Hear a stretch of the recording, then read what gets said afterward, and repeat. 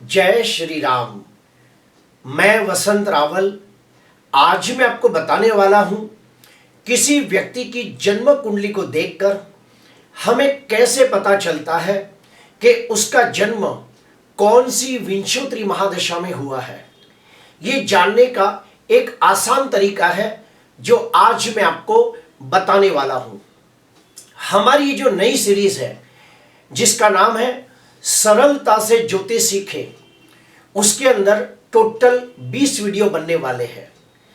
इस 20 वीडियो के अंदर मैंने ज्योतिष का शुरुआती ज्ञान यानी कि बेसिक नॉलेज दिया है। अगर कोई व्यक्ति मेरे इस 20 वीडियो को ध्यान से देख ले, समझ ले, अपने जहन के अंदर उतार ले, ठीक से याद कर ले, तो वो आगे जाके एक निश्चित तौर पे अच्छा ज्योतिषकार बन सकता है। वापस आते हैं टॉपिक पे। आज हम जानेंगे विंशोत्तरी महादशाओं के बारे में। ज्योतिष शास्त्र के अंदर फलादेश करने के लिए जो सबसे इंपॉर्टेंट चीज होती है वो होती है विंशोत्तरी महादशाएं। कैसे? तो सुनो। अगर कोई व्यक्ति की जन्म कुंडली के अंदर दो ग्रहों की युति प्रतियुति के द्वारा कोई राजयोग निर्माण होता हो तो उसका फल कब मिलेगा? जब जो ग्रह राजयोग बनाता है उस ग्रह की महादशा, अंतर्दशा, प्रत्युत दशा, सूक्ष्म दशा आएगी, तब उस राजयोग का फल देखने को मिलता है। एग्जाम्पल के तौर पे मान लो किसी व्यक्ति की जन्म कुंडली के अंदर चंद्र और गुरु एक ही घर के अंदर अंशात्मक युति करके गज केसरी योग बनाते हो। चंद्र गुरु की युति गज केसरी योग बनाता है, तो जब भी चंद्र या गुरु इन दोनों ग्रहों की महादशा, अंतर्दशा, प्रत्युत दशा, सूक्ष्म दशा आएगी, तब गज केसरी योग का फल देखने को मिलता है। उसी प्रकार अगर किसी व्यक्ति की जन्म कुंडली के अंदर दो ग्रहों की युति प्रतियुति दृष्टि योग से कोई खराब योग बनता है तो उसका फल भी उसी समय मिलेगा जब दो ग्रह जो खराब योग बना रहे हैं उनकी महादशा, अंतर्दशा, प्रत्युत दशा, सूक्ष्म दशा आएगी, तब उसका फल मिलेगा। एग्जाम्पल, मान लो किसी व्यक्ति की जन्म कुंडली के अंदर शनि मंगल की युति प्रतियुति अस्थि भंग योग बनाती है। कोई व्यक्ति की कुंडली के अंदर मंगल केतु की युति अंगारक योग बनाती है, तो उसका फल कब मिलेगा? जब मंगल या केतु की महादशा, अंतर्दशा, प्रत्युत दशा, सूक्ष्म दशा आएगी, तब उसका फल देखने को मिलता है। तो आइए देखते हैं महादशाओं का फलादेश कैसे किया जाता है। देखिए, टोटल 27 नक्षत्र होते हैं और ये 27 नक्षत्र मैंने यहां पे लिखे हुए हैं। यहां से शुरुआत करते हैं। अश्विनी, भरणी, कृतिका, रोहिणी, मृगशिर, आद्रा, पुनरसु, पुष्य, आश्लेषा। उसके बाद मघा, पूर्वा फाल्गुनी, उत्तरा फाल्गुनी, हस्त, चित्रा, स्वाति, विशाखा, अनुराधा, ज्येष्ठा, मूल, पूर्वाषाढ़ा, उत्तराषाढ़ा, श्रवण, धनिष्ठा, शतर्का, पूर्व भाद्रपद, उत्तर भाद्रपद, रेवती नक्षत्र। इसके अंदर आप गौर से देखिए, हर 3 नक्षत्र का एक स्वामी ग्रह देवता है। हर 3 नक्षत्र का एक स्वामी ग्रह देवता है और ये इसी से पता चलता है। जैसे कि मान लो कोई व्यक्ति का जन्म अश्विनी नक्षत्र में हुआ है या मघा नक्षत्र में हुआ है या मूल नक्षत्र में हुआ है, तो आप कह सकते हो कि भाई इस व्यक्ति का जन्म केतु की महादशा में हुआ है और केतु की महादशा 7 वर्ष के लिए आती है। और आगे बढ़ते हैं। मान लो किसी व्यक्ति का जन्म भरणी नक्षत्र, पूर्व फाल्गुनी नक्षत्र या पूर्वाषाढ़ा में हुआ हो, तो आप कह सकते हो कि इस व्यक्ति का जन्म शुक्र की विंशोत्तरी महादशा में हुआ है और शुक्र की विंशोत्तरी महादशा 20 वर्ष की होती है।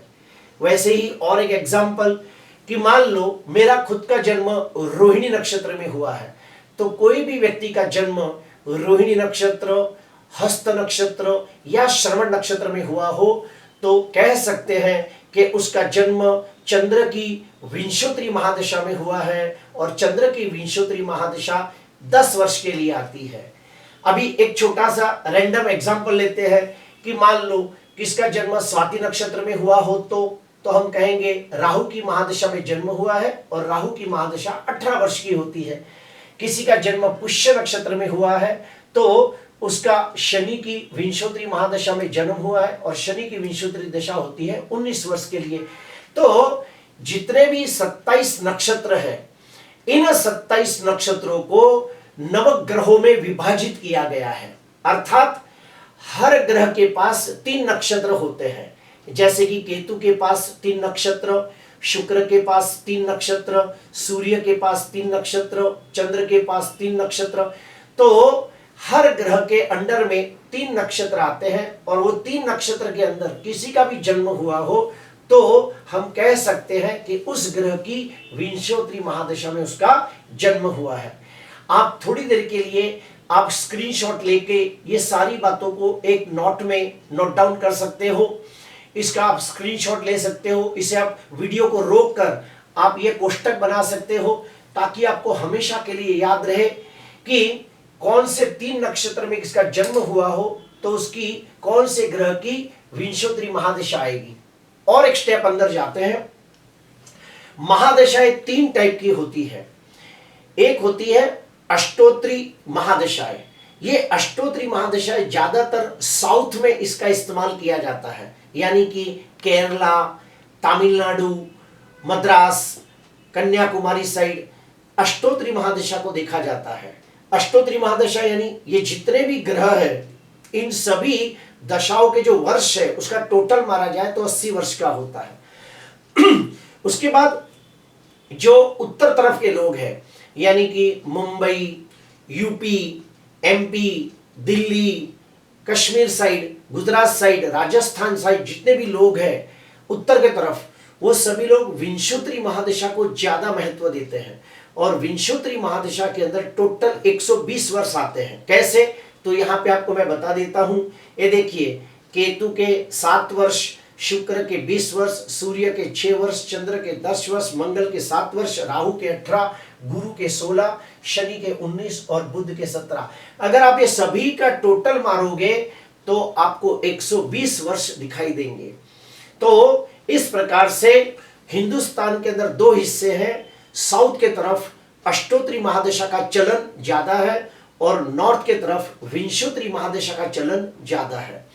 अभी काफी बार ऐसा होता है कि ये दशाओं के लिए बहुत बड़ी बड़ी महादशा आती है, अंतरदशाएं भी बहुत बड़ी बड़ी होती है, प्रत्युंतर दशा भी बड़ी बड़ी होती है। तो फिर सूक्ष्म गणित के लिए क्या किया जाता है, तो कुछ लोग योगिनी महादशा का अध्ययन करते हैं। योगिनी महादशा के अंदर सभी ग्रहों की मिलाकर टोटल 36 वर्ष की दशा होती है। यानी कि एक व्यक्ति अगर 90 साल जीता है तो उसके जीवन में कम से कम 3 बार योगिनी महादशा रिपीट होती है। यानी कि पहले 30 साल के अंदर एक बार रिपीट हुआ, फिर दूसरे 36 साल में दूसरी बार रिपीट हुआ, तीसरे 36 साल में तीसरी बार रिपीट हुआ। तो एक व्यक्ति अगर 90 साल या 100 साल जीता है तो उसके जीवन में योगिनी महादशा 3 बार रिपीट होती है, जबकि अष्टोत्तरी महादशा और विंशोत्तरी महादशा एक ही बार आती है। अभी हम और आगे जाएंगे। मान लो मैं आपको और एक स्टेप अंदर लेके जाना चाहता हूं कि कोई व्यक्ति का जन्म कोई महादशा में हुआ है तो उसमें कैसे पता चले कि वो महादशा का कितना हिस्सा उसने भोग लिया है और कितना भोगना बाकी है, वो कैसे जाने, तो भी मैं आपको बता देता हूं। जैसे कि मैं मेरा ही एग्जांपल लेता हूं कि मेरा जन्म रोहिणी नक्षत्र में हुआ है। तो रोहिणी नक्षत्र की जो महादशा है वो कौन है? चंद्र की महादशा है, जो यहाँ पे भी बताया गया है कि किसी व्यक्ति का जन्म रोहिणी, हस्त या श्रवण नक्षत्र में हुआ हो तो उसका जन्म चंद्र की महादशा में होता है और चंद्र की महादशा 10 वर्ष की होती है। वही बात मैंने यहीं पे लिखी है कि किसी व्यक्ति का जन्म रोहिणी नक्षत्र में हुआ है तो चंद्र की महादशा 10 वर्ष की होती है।